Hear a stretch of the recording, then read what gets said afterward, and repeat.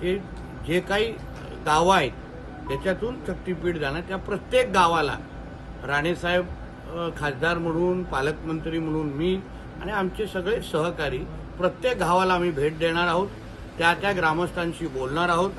ग्रामस्थांना विश्वासात घेतल्याशिवाय काम सुरू करायचं नाही असं स्पष्ट राणेसाहेबांनी संबंधित अधिकाऱ्यांना आणि सगळ्यांशी बोललेलं आहे. शेवटी आम्हाला विकास हवा आहे, विकासाचा विरोध आम्ही कोणच करत नाहीये.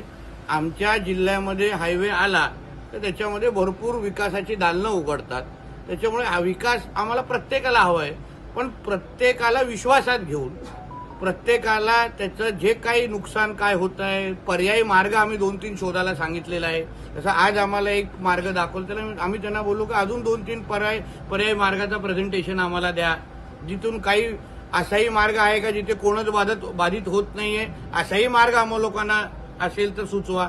अशा विविध गोष्टीवर प्राथमिक चर्चा आहे. अजूनपर्यंत सरकार पातळीवर पण काही निश्चित होत नाहीये.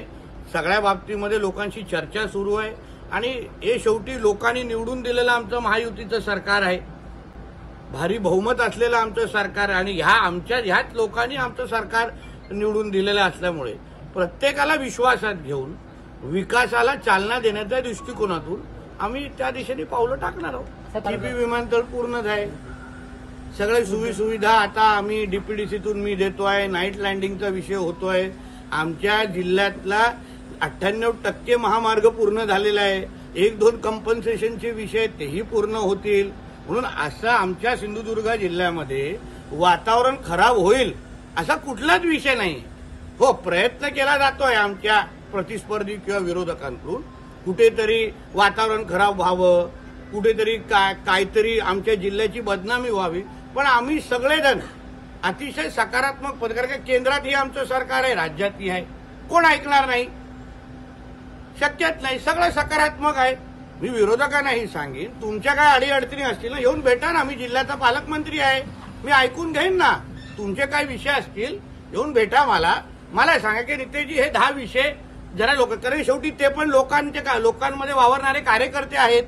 त्यांनी अगर मला 4 गोष्टी लोकांचे सांगितले तर त्यांचीही समजूत काढणं सरकार म्हणून आमची तयारी आहे, काही हरकत नाही. पण जिल्ह्याचं वातावरण खराब होईल असं काहीच एवढं काय मोठं नाही.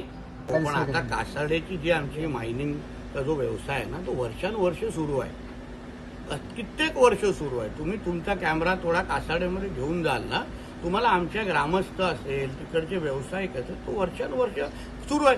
त्याहीबद्दल काही तक्रारी असतील तेव्हा त्याच्यावर कारवाईची भूमिका त्या प्रशासनाने घेतली आहे ना. अवैध पद्धतीने कुठलाही व्यवसाय, मायनिंग असो, अंमली पदार्थ असो, कुठलाही असो, त्या गोष्टीला आमच्या जिल्ह्यामध्ये आम्ही तक्रार द्यावी ना. त्यांनी तक्रारीची दखल घेतली नाही तर विषय वेगळा आहे, मग तरी बोलावं का. मग प्रशासनावर, ज्या प्रशासनावर तुम्ही आरोप करताय ते प्रशासन, तुम्ही पुरावे द्या की कुठल्या प्रशासनाने असे पैसे घेतलेले आहेत, पुरावे द्या. मी त्या संबंधित अधिकाऱ्यावर कारवाई करण्याची जबाबदारी माझी. मी ऑन कॅमेरा सांगतो, द्या मला पुरावा की बाबा असे एवढे पैसे घेतलेले आहेत, या ठिकाणात घेतलेले आहेत, हे त्याचे पुरावा द्या. त्या अधिकाऱ्याला घरी पाठवण्याची जबाबदारी माझी. मी कोणाचे गय करणार नाही. पारदर्शक आम्हा लोकांचा सिंधुदुर्गाचा कारभार आहे, भ्रष्टाचार मुक्त आहे. कोणी त्याच्यामध्ये भ्रष्टाचार किंवा कुठला विषय करत असेल तशाच पद्धतीने माझ्याकडे तक्रार द्यावी. विनंती एवढी, आमची जिल्ह्याची बदनामी करू नका. या तुम्हाला कोणावर राजकीय हिशोब चुकते करायची आहे ना, त्या निमित्त जिल्ह्याची बदनामी करू नका. आका शोधण्याचं एवढे म्हणजे पुरी मोहीमच चालवली. हा आका, तो आका, किती आका काढतायत त्यांना तो माहिती आहे आता. हा, पण मुळामध्ये सिंधुदुर्ग जिल्ह्याचा उबाटा सेनेचा आका कोण, ह्याचं उत्तर द्यावं. विनायक राऊत काय वैभव नाईक, त्याचं पहिलं उत्तर द्यावं, मग जिल्हाभर आका शोधत बसावं.